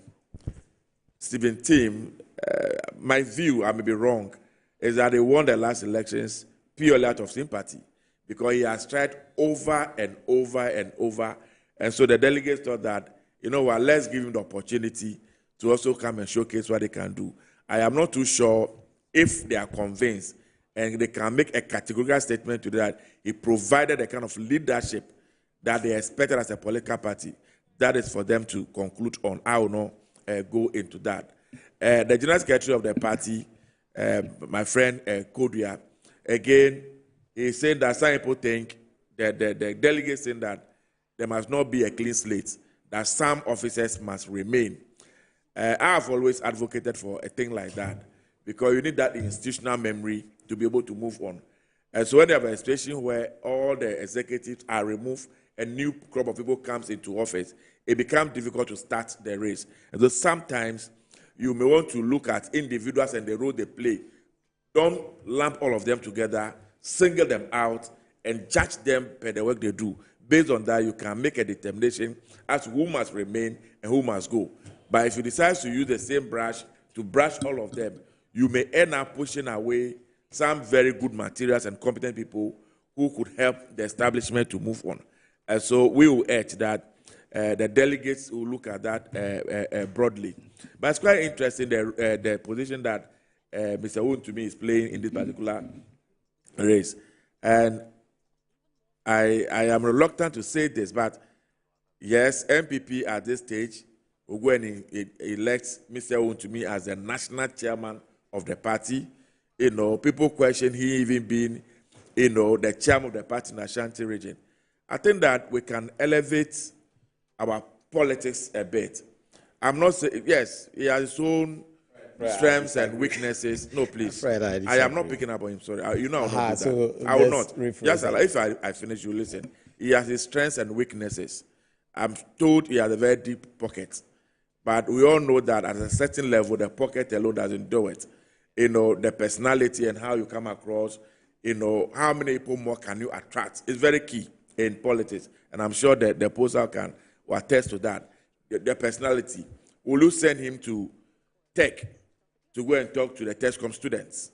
Will you send him to Legon to go and talk to TESCOM students? Now, if you check the demography, the age structure, as he mentioned, majority of our delegates today and voters today are the young people. And go and check. Majority of these people are illiterate people. So when you are going to make a presentation... He's a former student of Prempeh College.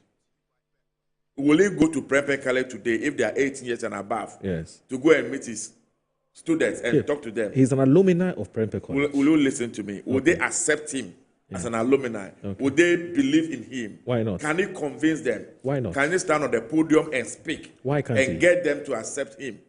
Well, we can play the ostrich on Why set. do you think he can't? I have not said that. You know he cannot. I also know he cannot. We all know he cannot. Why do you say I know he cannot?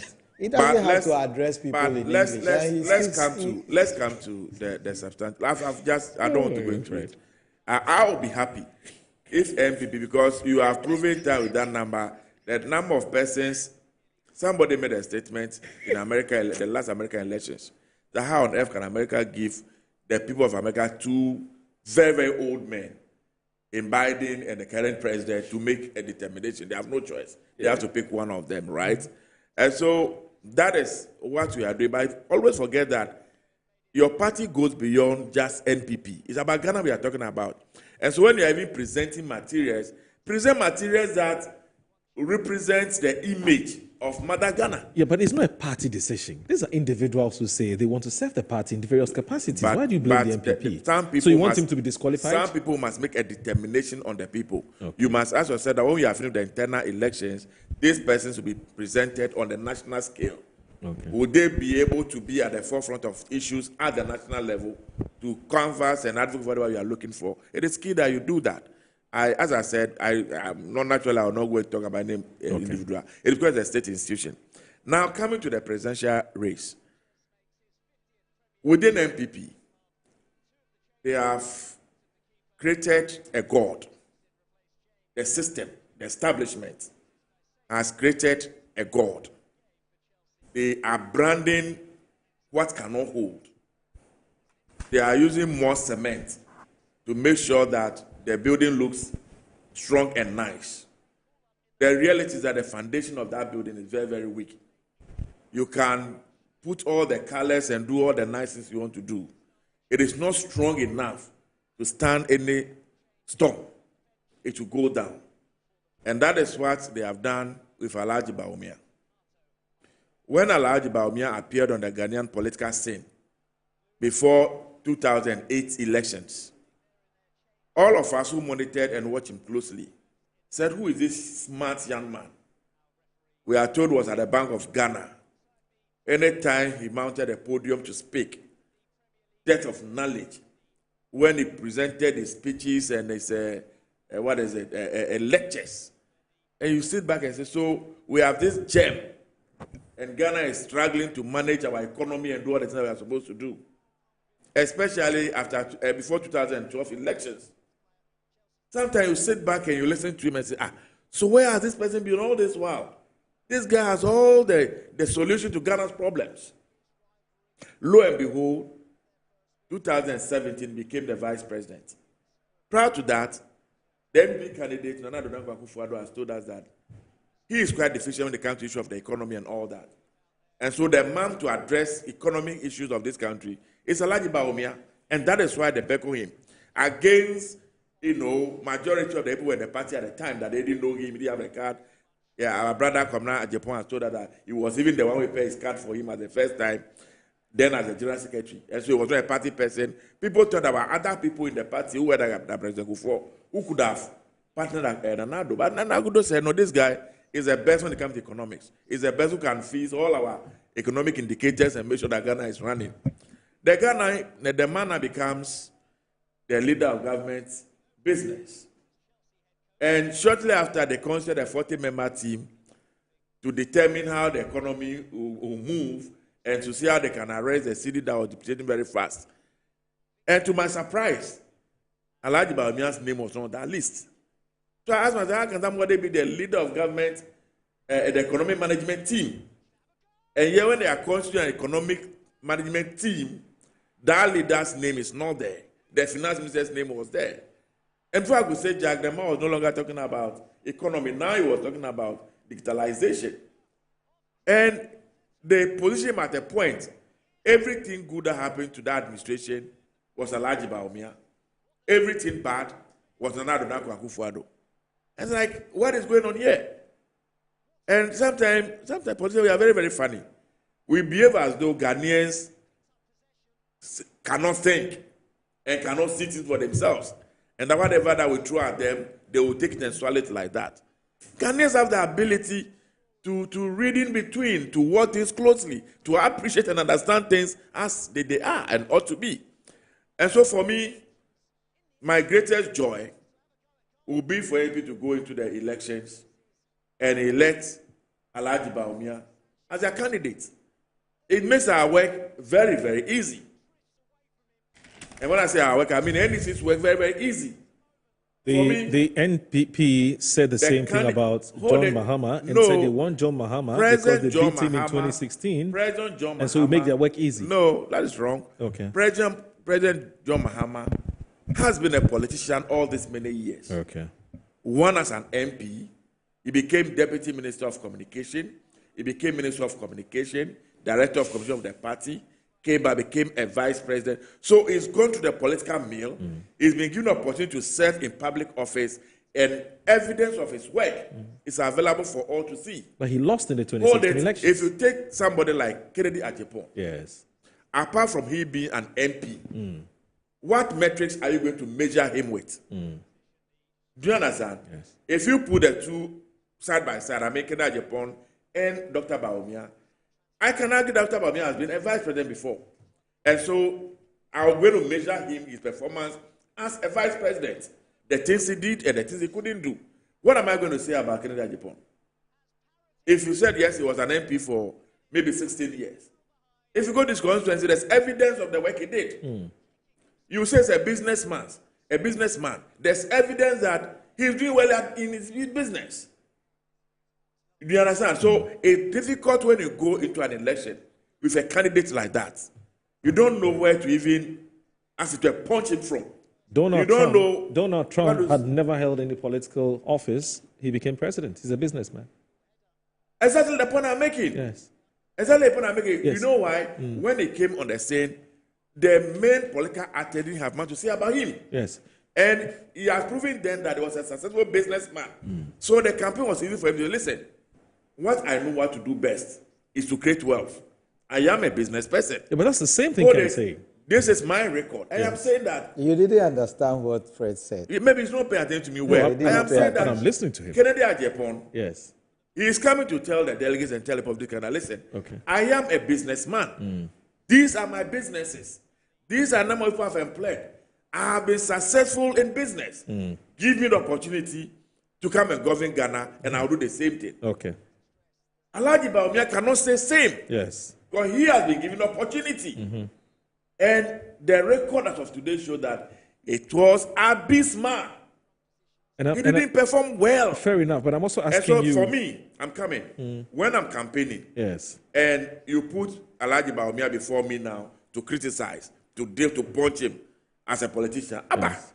I'll know I get your argument that there'll be less to say about. There'll be less about Ken, but so much to say about Alhaji. But I want to interrogate your logic. Your logic is that Dr. Mahmoud Bawumia has been into an elections before and he's lost. I'm not talking about going to election. He lost and lost miserably. The way he did in the Fourth Republic, nobody has received this kind of defeat. Right, so let's proceed. Nobody in the Fourth Republic. Let's proceed with that logic. So that even confirms the point I'm making. Yes, so let's proceed with that logic. Proceed. First of all, Dr. Mahmoud Bawumia was not, how do you call it? Dr. Mahmoud Bawumia, yes, he led the MPP in the last elections and lost miserably. But remember that before Dr. Mahmoud Bawumia lost in that fashion, the current president also lost in 2016. And the MPP kept saying that based on the size or the quantum of loss, John Mahama was never going to become president again. You see, and we saw what happened. You see. First of all, I don't even expect you to bring President Mahama's issues here at all. No, the logic of losing miserably and whether you can make it or not. That is what I'm trying to say. See, listen, what happened in 2016 was something else. Okay. But President Mahama today has been vindicated. I remember his last speech when he said, posterity will judge him. Right. And posterity has rightly judged him. Okay. And that is why most of us are not surprised. And from where I sit, Mr. Dankwapa, the work he did, knows very well that President Mahama won even the elections of 2020. But as I've always said in this country, it's one thing to win an elections. It's another thing to be declared a winner. It's another thing to be sworn in as a president-elect. Okay. So, yes, per the results and per the poll, for everything, you might have won the elections, but the system will not make you a president. All right. He was vindicated very early because his work is there. Prior to 2016 elections, all the work that I did when he became a president, I can close my eyes and start mentioning the investment that he did, the development that he brought about. What can you mention when you mention Alhaji Bawumia's name? Okay. There's one poll I would like Mr. Musa Dankwa to conduct. Public perception, public image of Alhaji Bawumia. Okay. When the name Bawumia is mentioned, what is the first thing that comes to mind? Let him conduct that poll. No, Global Info Analytics don't. Maybe they don't he has that done it, but you don't put it out. No, they don't. You haven't done it. Yes. I am urging you to try and do it. That when the name Bawumia is mentioned, what is the first thing that comes to mind? All right, let me do this. Is it not deception? Is it not a man who doesn't keep his word? Is it not a man who knows how to speak flowering, beautiful English language and doesn't do anything beyond that? So let's take. Let me do this. I need to take a short break, and then when I come back. You don't want me to speak. Oh, you're talking for almost 30 minutes. That's fresh for you. You know, he likes to hijack shows. Anyway, so we'll take a short break. When we come back, Dr. Amachi will give us his brief thoughts, have a few minutes, and then we'll come back in house and wrap up. Stay with us.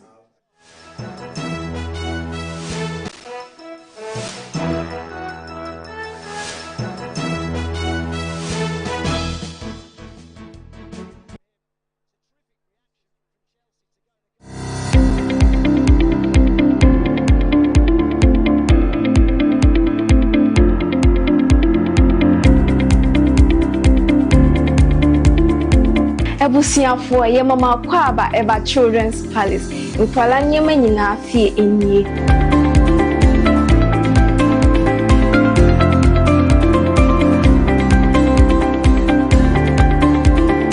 yonkwala ntade mani mema nyina ntare nyina wase yonkwala shoes yonkwala duane yonkwala wipes nkwala diapers nkwala toys baby cot in fact bibia opama omanyina obenye bi wase.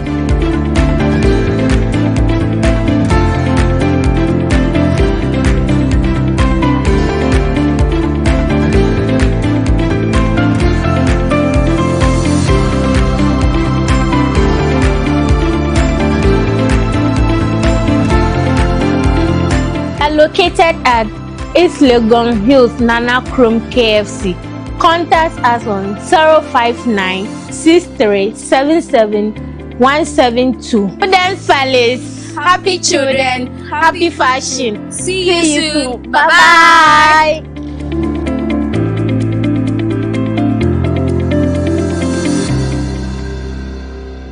I'm here at Mycom JA Limited to show you the Promethean Active Panel, the ultimate tool for corporate institutions, hospitals, schools, and your home. With its crystal clear 4K display and an unbreakable screen with an ultra responsive touch technology, this isn't just a screen, it's a game changer. For corporate institutions and in schools, this active panel can be used for Zoom meetings and PowerPoint presentation. And oh, your homes are not left behind. You can use it to watch all your favorite programs by just connecting to a Fire Stick, and you can get access to channels like Netflix and Amazon, and voila, you are in there. At Mycom JA Limited, we provide you with the best quality products from the United States of America with 1-year warranty. You can get an active panel at a discounted price of 18,000 Ghana Cedi only, and it comes with a Fire Stick, a webcam, and a micro system. You can locate us at Chado Container behind the Trade Fair. Visit Mycom JA Limited today and elevate your tech.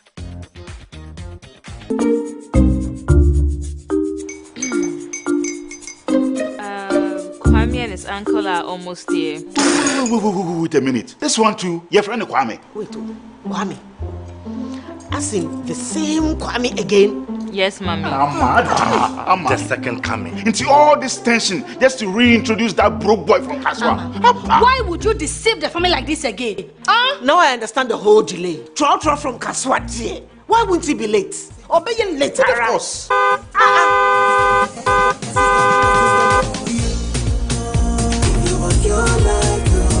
Star 712 hash, star 712 hash. You go be the luckiest. Copy from to be luckiest. From not the block, she be luckiest. Yeah, you go be luckiest. No matter what you're luckiest. Everybody go be the luckiest. That's Kwame! Send your God up boom. If you're poor, what's that?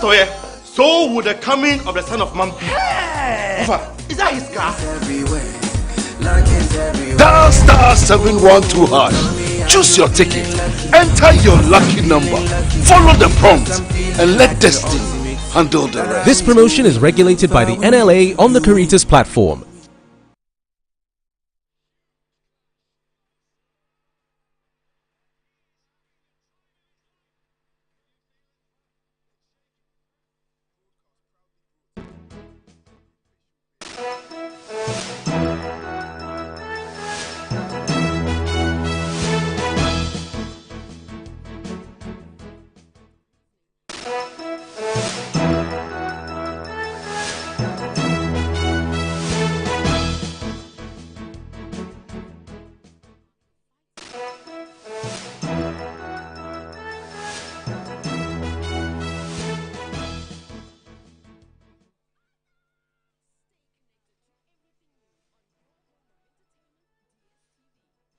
Pages on Metro Television. My name is Aldo Moro. Here with me is Fred Agbenyo, who is the Honorable Member of Parliament for the Guan constituency, and also Mr. Musa Dankwa. He is the Executive Director, the boss at Global Info Analytics, and also Ernest Adede is a member of the New Patriotic Party's communications team.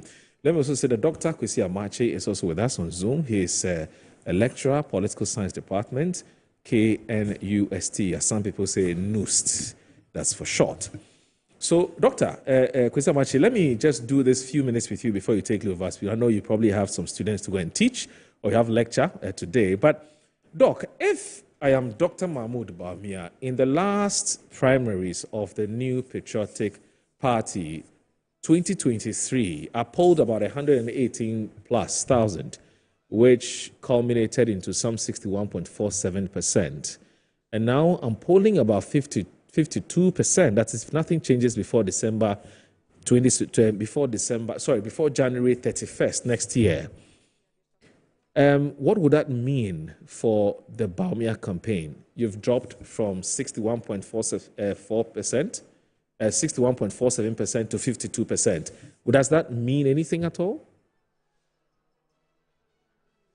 Okay. I think I wouldn't be complacent if, I were in this place. I wouldn't be complacent. I will have to also believe in change and human dynamism. I'll also, especially on the basis of the drop in numbers, I want to pay attention to the development in Ashanti region in the last general election, presidential elections, because they have the numbers. In terms of ethnic groups in Ghana, they have the numbers. Ashantis, Eves, the numbers are there. I want to pay attention. And given the understanding that the party's base is also in the region, and this has been demonstrated over various elections that Ghana has conducted in the Fourth Republic.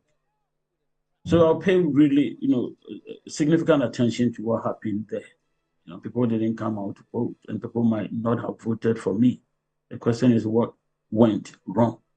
So basically, going forward, I'll be wary of any information that comes to me which is not well investigated concerning my and stuff like that, and also the nature of the delegate system and the issue as to whether it really represents the rank and file of the position of the rank and file in the party. I think I will arm myself with these issues and move cautiously forward, leave nothing unturned, and continue to work on my campaign. Now, if you look at past flag bearers of the New Patriotic Party, they have enjoyed a commanding lead in their parties when they have been elected as the flag bearer. And that's why I'm asking that if Bawumia is not able to up his numbers, what number do you think that, if indeed this is Dr. Mahmoud Bawumia's race to win, what number would you say is decent enough for him to say, yes, I have the party's support, behind me, big time. I don't have any fears at all.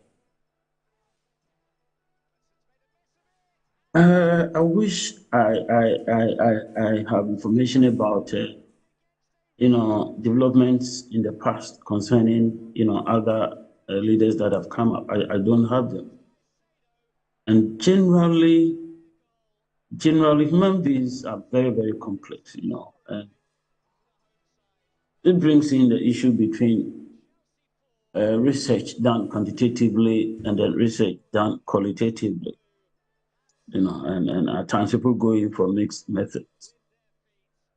I think Dr. Bawumia, if he wants something to really guide him moving forward, beyond the numbers, he will need high numbers. The party will want to follow him strongly. 52, the difference between what he has and then the next person is quite high. But 52 is also not high enough. The last time, 63, he went into the elections. We saw what happened. His own party people didn't go to vote, irrespective of the fact that he did well in the primaries.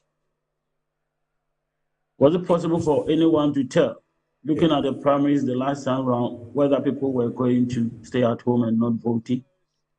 Was it possible?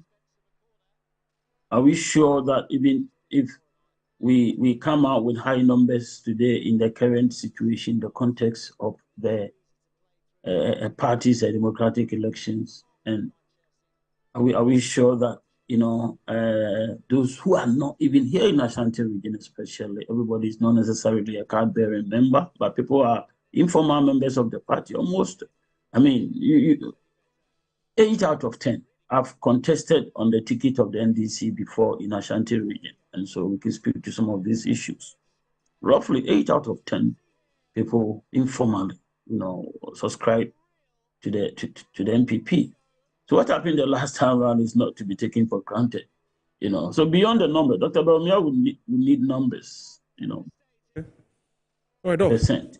Okay, Doc. But beyond the numbers, the position of notable individuals in the party should be also be something that Dr. Bawumia should be interested in, because people are now openly, challenging his candidature. Okay. People are now challenging his candidature openly in the party. And this will affect the numbers going forward. Like I said, the campaigning has not started properly. And to me, this is very, very significant. Although Mr. Danka suggested that he did a survey and people who, indicated that they are party people, or if indicated that, they support Dr. Bawumia high. Will this translate into votes in general elections? So these are questions one want to get answered. All right. Thank you, Doc. Thank you so very much for time. Ernest, in just 2 minutes, because I need my other colleagues to do about a minute each. When Fred talks about the fact that for him, if the delegates, if the Ghanaian voter is going to be comparing Dr. Mahmoud Bawumia and Kennedy Agyapong, who for now appear to be the front runners in this race, somebody will say, well, Kennedy Agyapong has a track record. He has a businessman. He set up business. He employed people and so on. In terms of his ability to create jobs, there won't be much to say. But he thinks that Dr. Mahmoud Bawumia will struggle. What do you make of that? Thank you.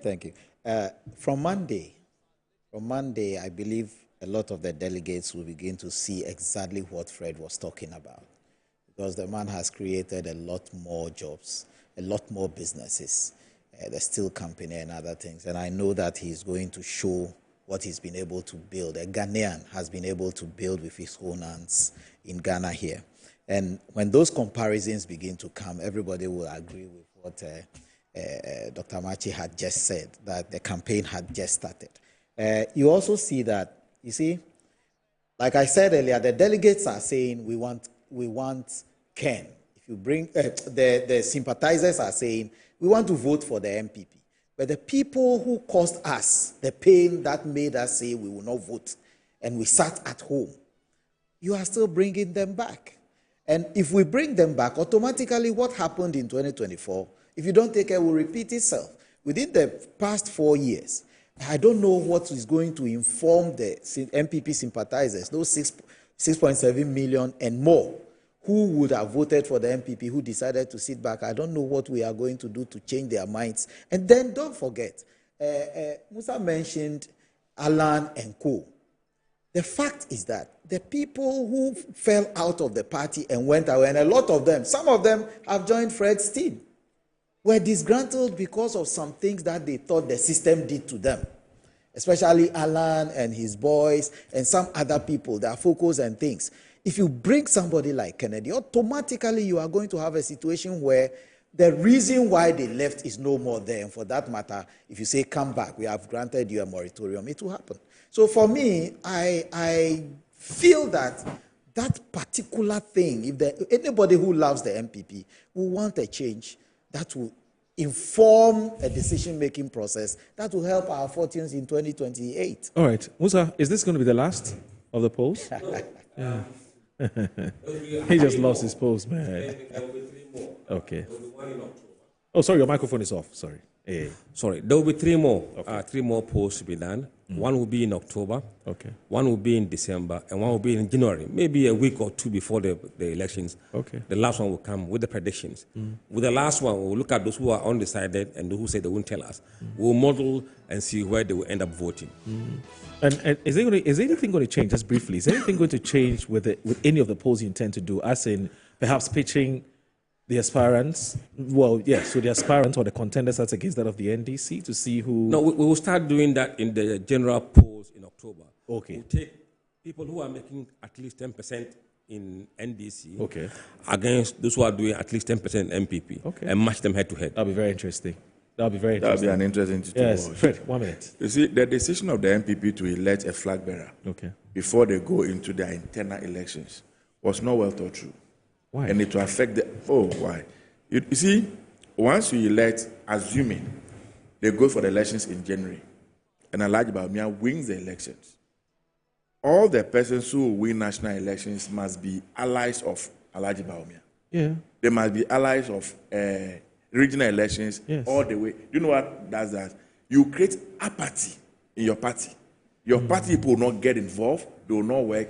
Because I kind of like a cabal, a group of people. They didn't think through it very well. You wait and see. But he must work with people he's comfortable with. It will people play out. who will not ditch him or betray him. I was in the States recently. Yes.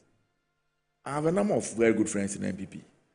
And it's happening in all our political parties. Internal politics sometimes is more dangerous than even the external one. There are too many people in MPP who believe that the status quo must change. But they are scared of victimization. They are scared that this is the establishment candidate. All our MPs and all the people who have the resources pretend to be following a particular person. Okay. And so if you also don't pretend to be in there, we will be sabotaged. We will not get where we are supposed to get. Okay. And the election is going to be very interesting. When you do polls, and then you have about 9 people saying undecided, we have about 9 people saying we will not tell you who will vote for. It makes it tricky. It's very tricky. Very tricky. And so the 52% that the establishment candidate is getting at this point, when the campaign is yet to start, is even more dangerous. Okay. It will fall below 50. All right. And that makes it very, very tricky. So Fred Agbenyo is an MP for, and also Musa Danko is the head of Global Info Analytics, and also Ernest Adade is a member of the MPP's New Patriotic Party. Dr. Kwesi Amakye is a senior lecturer or lecturer at KNUST here, was in the Ashanti region. Thank you very much for watching Inside Please. Have a wonderful weekend. Bye-bye.